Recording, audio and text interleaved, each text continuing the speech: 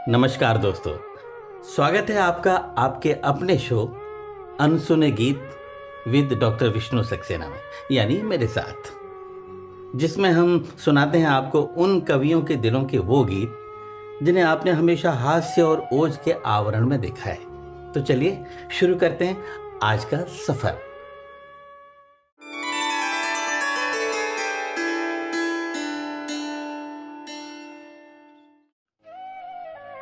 वो ज़माने गए जब खलील मियाँ फाख्ता उड़ाया करते थे। ये कहावत मैं बचपन में अपने प्राइमरी टीचर से अक्सर सुना करता था, लेकिन उनसे इसका मतलब पूछने की न कभी मेरी हिम्मत हुई, न कभी बताने की उन्होंने जहमत उठाई। जैसे ही जूनियर हाई स्कूल में गए, बौद्धिक विकास हुआ तो इसका मतलब खुद ब खुद समझ आने लगा। वो ज़माने और रहे होंगे जब राजस्थान में सिर्फ रेत ही रेत रहा होगा।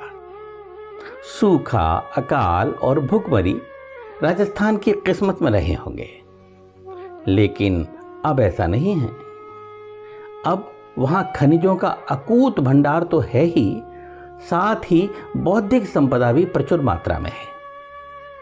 आज हम आपसे बात करेंगे बौद्धिक संपदा के एक ऐसे ही अतुल्य भंडार रहे हास्य कवि श्री सुरेंद्र दुबे के बारे में। अजमेर जिले में केकड़ी के पास गुलगांव में पैदा हुए सुरेंद्र दुबे जीवन भर एक ऐसी नदी की तरह रहे, जहां रास्ते दिखाई दिए उधर ही बहना शुरू कर दिया। अगर रास्ता नहीं मिला तो भले ही चट्टानें तोड़नी पड़ी, पर बहना नहीं छोड़ा। राजस्थान वीर भूमि रही है, इसलिए सबसे पहले सुरेंद्र दुबे ने थानेदार उपनाम से वीर रस की कविताएं लिखी। फिर आया प्यार का पड़ाव, तो श्रृंगार रस की ढेर सारी संवेदनशील कविताएं लिख डाली। इसी बीच लगा कि खुशनुमा जिंदगी के लिए हंसना हंसाना बहुत जरूरी है, तो अपनी माइक्रोस्कोपिक दृष्टि लेकर हास्य कविताओं के मैदान में कूद पड़े और फिर खूब ठहाके लगवाए।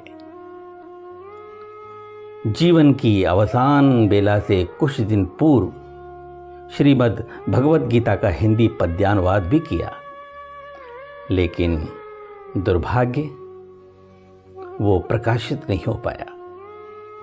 और एक दिन एक असाध्य रोग के चलते बहुत कम 59 वर्ष की उम्र में सुरेंद्र दुबे हमसे बहुत दूर चले गए। उनके लिए आज भी मैं दावे से कह सकता हूं कि उस शख्स में अद्भुत स्मरण शक्ति थी। कवि पाठ का आश्चर्यजनक स्टेमिना था। हास्य कवि के तौर पर पूरे काव्य जगत में पॉपुलर होने के बावजूद गीत की बहुत गहरी समझ थी उन्हें। अगर ऐसा न होता तो गीत चांदनी का अनेक वर्षों तक संचालन न किया होता। मंचों पर हम दोनों का सफर लगभग एक साथ शुरू हुआ। उन्हें स्मरण करते हुए किसी शायर का एक बहुत ही खूबसूरत शेर मुझे याद आता है। उसे जाने की जल्दी थी, सो मैं आंखों ही आंखों में, जहां तक छोड़ सकता था वहां तक छोड़ आया हूं। तो आइए आज प्रिय सुरेंद्र दुबे को अपना ये एपिसोड डेडिकेट करते हुए उनके अनेक अच्छे गीतों में से एक अच्छा गीत आपके सामने रखता हूं।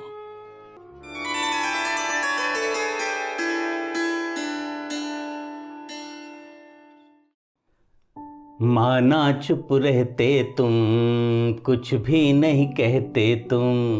माना चुप रहते तुम, कुछ भी नहीं कहते तुम।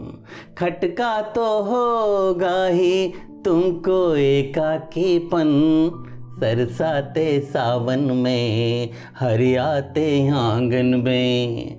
माना चुप रहते तुम, कुछ भी नहीं कहते तुम। गीत का पहला खूबसूरत बंद।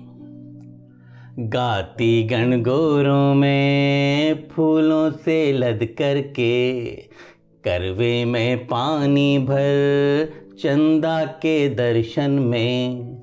सखियों से बतियाते सावन के झूले पर। यादें तो यादें हैं आती हैं जीवन में, पीपल के पूजन को सरवर तट जाने पर। पीपल के पूजन को सरवर तट जाने पर, अटका तो होगा ही जाने अनजाने मन। बेहद अपनेपन में रिश्तों के बंधन में, सरसाते सावन में हरियाते आंगन में। गीत का अगला बंद देखिएगा। नहा धोकर दर्पण के सम्मुख आ जाने पर, कंघी में कैद किए छितराए बालों को।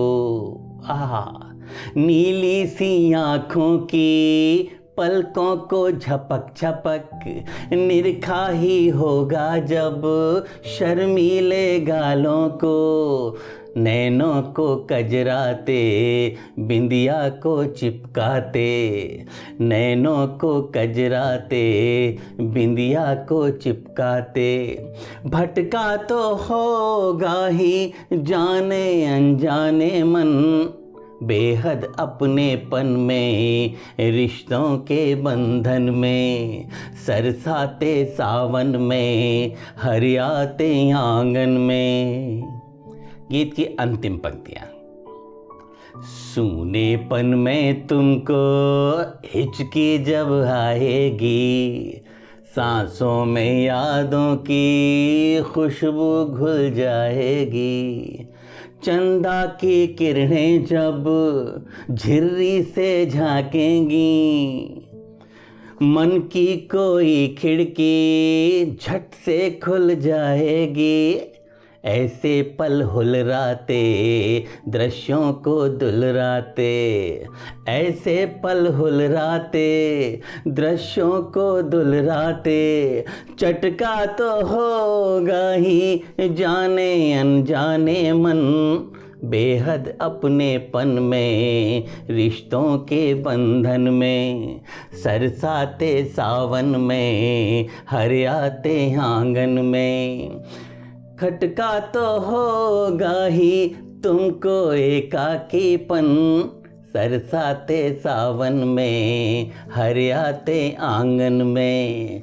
माना चुप रहते तुम कुछ भी नहीं कहते तुम, माना चुप रहते तुम कुछ भी नहीं कहते तुम। माना चुप रहते तुम कुछ भी नहीं कहते तुम।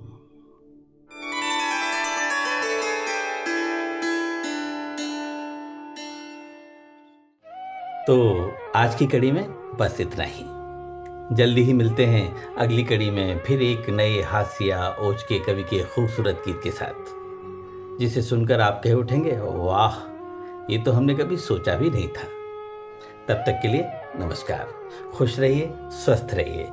और हाँ, आपको ये कार्यक्रम कैसा लगा हमें अपने कमेंट्स से बताते रहिएगा।